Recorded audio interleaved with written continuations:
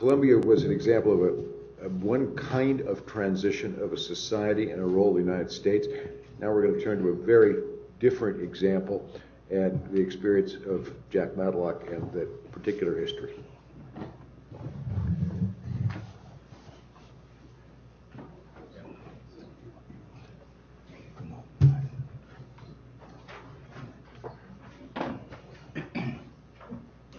Thanks very much. I was very much taken by not only by this great presentation of how Ambassador McNamara cooperated under the leadership of the local government to achieve something that was in the interest of both countries. And that is almost an ideal, I think, of the way American diplomacy can make a difference. And the fact that we do have people in our foreign service with the background, the understanding to play that sort of role when that is possible. But I was also struck by the comment that Ambassador Newman made earlier that we mustn't confuse public statements with diplomacy. Now, he was not saying that public statements are not part of diplomacy, but so often people are not aware of the diplomacy that brought a result and instead concentrate on public statements. And I'll give you a very striking example. How many of you have seen television shows when you have Ronald Reagan standing in Berlin and saying, "Mr. Gorbachev, tear down that wall"? And the next picture is the wall being torn down. And if you go to the Reagan Library, you will find actually that quotation and parts of the wall. Is that what happened? Not really. Because what that ignores is that in the summer of 1989, on July 4th, Van Cliburn came to Moscow. He had won the Tchaikovsky competition. He was very popular there, although at that time he was giving very few concerts. He had a concert in their most prestigious concert hall, and the Gorbachevs attended. And during the intermission, Rebecca and I were told the Gorbachevs would like us to join them in sort of a private box after the performance. We did, and Van was there with his mother, who was in her 90s, but traveling with him. And we chatted for a while, and then Gorbachev says, "You know, Andrei Gromyko died today." This was the chief of state. And Raisa and I must go and pay respects to the widow. They had held off announcing the death of the chief of state in order to allow an American pianist to proceed with a concert. But he had another reason. He took me aside and he said, "Jack," we were on a first name basis, at least he called me Jack then. I didn't call him Misha. But he said, "Jack, would you please tell your president to be a little more considerate?" Well, we were speaking Russian, and the word was vнимательный, более внимательный, which is literally more attentive. But I thought, well, considerate is probably the right one. And I said, well, sure, but what did you have in mind? I said, "No, just tell him that. That's all." Well, of course, I immediately reported this, and I said, "I think what he has in mind is your trip to Eastern Europe," because Bush was planning a trip to Poland and Hungary. And I said, "You know, he doesn't want any more public talk about removing Soviet troops. And please don't say anything about the Berlin Wall." He didn't. Bush went to Eastern Europe and started praising Gorbachev's reforms. And actually, I was called in on another matter by the foreign minister later and said the president wants you to know that he appreciates the way your president handled his trip to Eastern Europe. Not making this an issue made it easier for Gorbachev to pull the rug out from under the East German government, and later he told them, look, you reform, we're not going to come in and save you again. And this meant that when a question arose about the controls at the border, there were no orders given the border guards to keep people from going through the Brandenburg Gate. And it was the Germans that took the wall down, just as it was the Germans who had built it. Well, I don't want to spend too much time on that one incident, except to say, look, there is a lot here in diplomacy, and there's a lot here also that needs to be understood, and that is, to have effective diplomacy, you must have a degree of confidentiality. Now, I don't think any government should be doing the opposite of what it tells its people they're doing. But on the other hand, there was no way that if it had been known that Bush was responding to an appeal by Gorbachev to cool it regarding criticism of the Soviet role in Eastern Europe, precisely so he could relax those controls and not have the political problem at home. That's not something you want to talk about. And quite frankly, things like WikiLeaks and just leaking diplomatic cables very much undermines the ability to do effective diplomacy. And I think we need to bear that in mind. Now, there are other misunderstandings of bigger issues than simply the Berlin Wall. When Ronald Reagan died, the British Economist had on their cover the man who defeated communism. And I know in one of the most popular multi-part series about the Cold War, done on television, I think Jeremy Isaacs, or maybe Isaacson, was the producer, ends the Cold War with the collapse of the Soviet Union. Those are both, I think, quite incorrect. The fact is that it was not Ronald Reagan who defeated communism in the Soviet Union. It was Mikhail Gorbachev, the leader of the Communist Party. And the Cold War didn't end with the breakup of the Soviet Union. The Cold War ended earlier.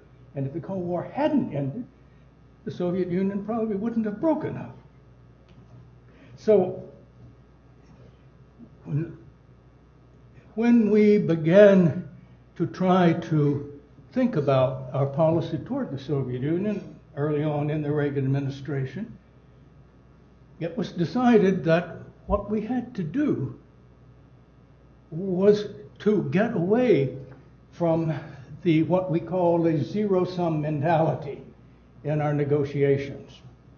Over the decades of the Cold War, increasingly, both sides would either threaten the other implicitly or react to what we considered the build-up, military build-up of the other side, so that we were in an arms race that made no sense at all, because it was very clear to us, once the Soviet Union had nuclear weapons and had a lot of them, that it was impossible to think about solving any of our problems with war. It would be suicidal. And certainly by the late 1960s, early 70s, both sides understood this very well. So using violence directly against each other was never sort of an option that crossed our mind or theirs. What we were reacting to, and what they were reacting to, was a perception that if the other side seemed to be more powerful than the other, they could use this to gain some political advantage. And you were looking at these issues as if anything that benefited one would be an equal detriment to the other. Now, how in the world are you going to come to an agreement if that is your psychology? And of course, both sides had to pose to their publics and to their allies as if they were negotiating. So generally, you would put arms control proposals out publicly and then argue about them. The press tended to look at these negotiations as if they were sporting events. Once you put a proposal out there, if then you modified it, even if the modification was one that suited both sides better, well, you lost a point. They won a point. And this is simply poison, particularly in a democratic system where the president and the secretary of state has to have the confidence of people that they are winning in a competition. So what we faced by, say, the mid-'80s was that atmosphere that had to be broken. How do you break it? You break it by, first of all, changing the subject to a degree.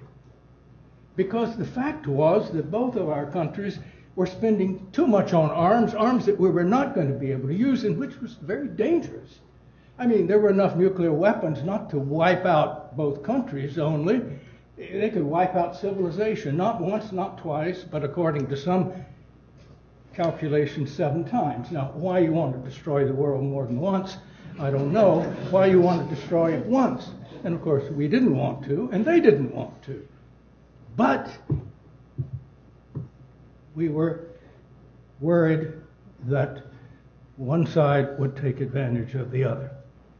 So one of the techniques that we began to do was to begin to move our negotiations off the public to some degree, never doing something that we didn't say we were doing publicly in a general sense. But, for example, if we were going to start making a proposal, we'd go to them privately. Now, that required controlling leaks in Washington. Because anytime you wanted to do a proposal, particularly with the Soviet Union, to cooperate, there were going to be some vested interests that thought this was dangerous or thought this was a terrible idea. And the way to kill it is to, have a leak to a sympathetic journalist, and then a big issue, it becomes an issue within the administration and the public. So one of the things is you had to begin to consult on things in private before both sides get locked in to public perceptions of differences that maybe don't make that much difference in the final analysis. So we first started out in talking to them about renewing an exchanges agreement. And we gave them our ideas and said, look, if these don't seem like a good idea to you, we'll modify it or we'll drop it. But maybe you have some ideas.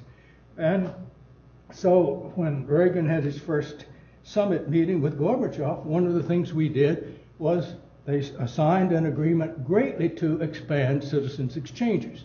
Now, one of our aims was to try to penetrate the Iron Curtain. And therefore, these exchanges were one of the ways which you began to bring the Soviet public more into some communication with the rest of the world. They had been cut off. Then we began to try to find ways to get regular consultation between senior officials. And so our assistant secretaries of state for the various regions, for the Middle East, for Latin America, for the Far East, etc. For every area except Eastern Europe, we began to set up regular consultations. Consultations at first where they may have talked past each other. But within 2 or 3 years, we were making deals.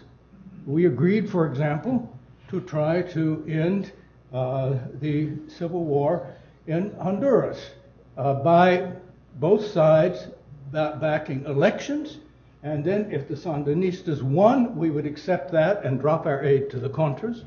If the Sandinistas lost, the Soviets would make sure the Cubans pulled out and they would end support. And so over time, these consultations began to bear fruit. But this occurred when Gorbachev decided that the Soviet Union had to change.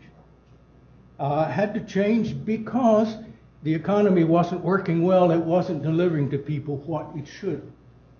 And George Shultz, our Secretary of State, at one point, he told us, I think I'm going to go and give them some lectures on economics. And I thought, oh my gosh, that's the last thing you want to do, to give them lectures on economics. And my friend in the European Bureau and the State Department also called and said, look, we got to talk the secretary out of this. So we went with him. He always stopped in Helsinki for consultations before he went to Moscow. And it turned out that he was not going to be lecturing about how much better capitalism is than communism. Actually, he had a very important lecture. He didn't have PowerPoint, but he did have some posters and charts. And he took them along, but what he was saying was, look at how much various countries are spending on the military, and look at what's happening to their economy. Look at yours, look at ours. Now look at Japan. Look at Germany. In those days, Japan and Germany, were having 6-7% increase in GDP per year. 1% or less. And he said, we're chumps. We're not going to fight each other. Why are we spending all this money? And both Gorbachev and Ryzhkov, the then prime minister, say in their memoirs, this was one of the most important messages. Because it got back to the point that, look, what we are doing, our policies up to now on both sides don't make any sense. We're not going to fight each other, so why are we racing with these arms? And by, in effect, moving off the threats. And you have to, of course, give Gorbachev the credit also for understanding he needed to change his country. The changes began to develop with very great rapidity. Now, in watching what was happening, it is often you hear people saying, well, the Soviet collapse took us by surprise. CIA didn't predict this. I'll tell you one thing, the last thing any of us wanted was a prediction by the CIA that the Soviet Union was going to break up. If they had ever put that in writing, it would have leaked. People would have assumed that we wanted it to break up, and there would have been a coup against Gorbachev, and the whole process of liberalization would have ended. Did we understand what was happening? We had developed close enough personal relations with the people that I recall when George Bush gave a quiet dinner to Foreign Minister Shevardnadze in November 1988. He did it in Blair House to do Shevardnadze particular honor. Shevardnadze spent the evening discussing with us the fact that the Soviet Union might not survive. November 1988. That never leaked. I mean, it would have been the end of Shevardnadze and probably the end of Gorbachev if it had. Why didn't it leak? Not a single one of us. There were 8 people at that dinner, 4 Americans, 4 Soviets. Not a single one, I'm sure, ever put that in writing until later. Probably the Secretary of State told the President orally, and that was it. You could not, if you kept that confidentiality, you could not risk a leak. And even before that, September 1987, Shevardnadze and Schultz met in New York when Shevardnadze came to the General Assembly. And I'll never forget this meeting because we always started the meeting privately with a list of what we call representation cases, human rights cases. Before Shevardnadze, when Gromyko was foreign minister, he would always give us a lecture how it was none of our darn business, and of course they didn't have to pay any attention to it whatsoever, and they rarely did. Shevardnadze took the list and said, "George, I'll take this back to Moscow, and if what you say is true, I'll do my best to correct the situation. But I want you to know one thing." He looked straight at him across the table and said, "I'm not doing this because you asked me to. I'm doing this because this is what my country needs to do." Schultz stood up, Shevardnadze stood up, they shook hands across the table, and Schultz said, "Edward, let me assure you, I will never ask you to do something I do not think is in your country's interest." They shook hands. No Cold War. And I'll tell you, by 90 and 91, we were cooperating on many issues more closely with Gorbachev and Shevardnadze's successor, Bismarck, than we were with some of our close allies. These personal relationships, of course, helped, but it was the change in policies. And sometimes you needed to do things very quietly. We found out in 1990 that they had a massive biological warfare going. We had suspected it before, but we finally got proof. Did we make a big public issue of it?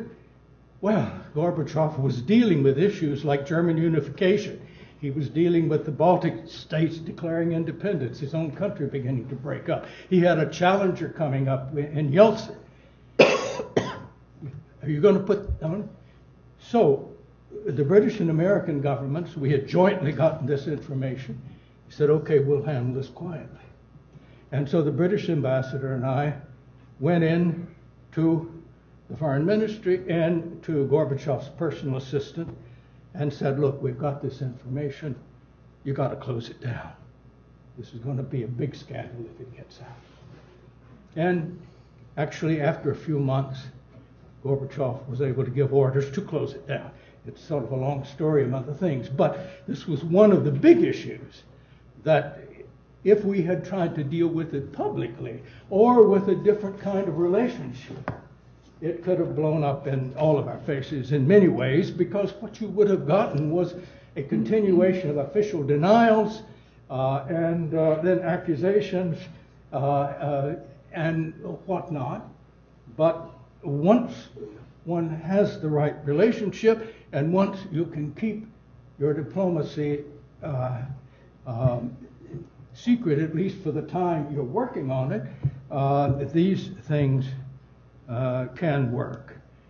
So it seems to me that as we were looking through these changes, the reason I think it is important to understand that the Cold War ended before the Soviet Union collapsed, and that the Soviet Union did not collapse under the pressure of Western policy, but simply because it was liberalizing and has been known for a long time.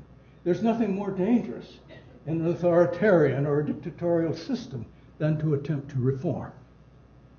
This can bring about real problems.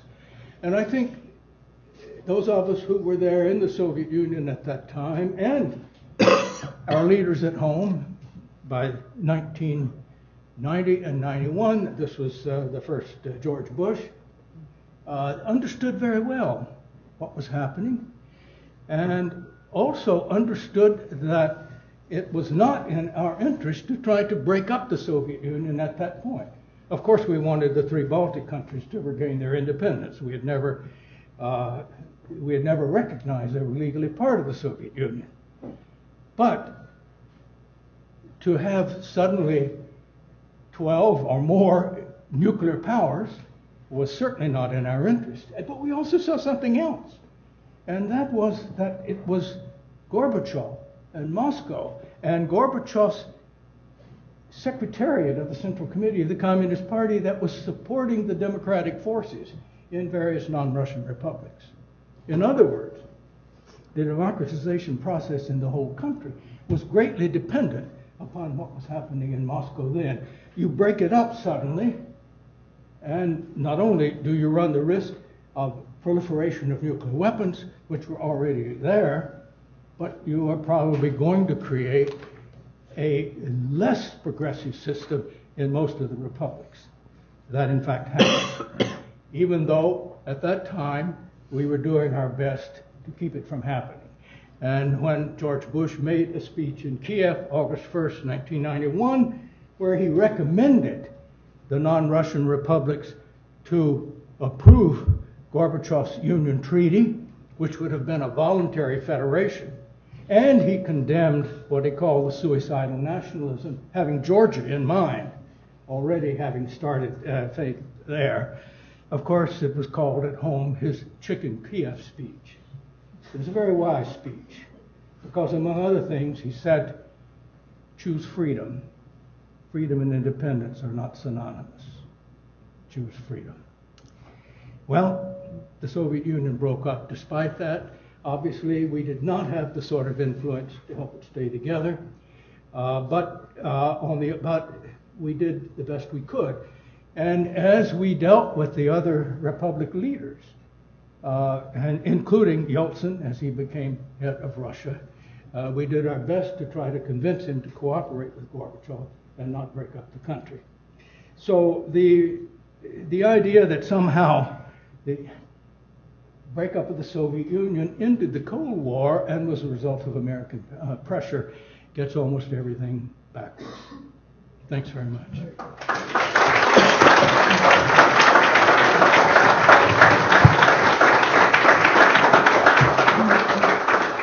Jack, thank you very much. That was absolutely fascinating. And certainly as we go into these new negotiations with Iran over the nuclear situation, your counsel about keeping quiet could not be better chosen, or perhaps more difficult to implement.